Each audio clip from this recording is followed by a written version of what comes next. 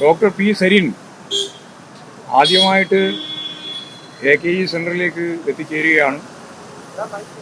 അദ്ദേഹത്തെ ഞങ്ങളെല്ലാം ആവേശത്തോടുകൂടി സ്വീകരിക്കുന്ന ഒരു സമയത്താണ് നിങ്ങളിവിടെ എത്തിച്ചേർന്നിട്ടുള്ളത്.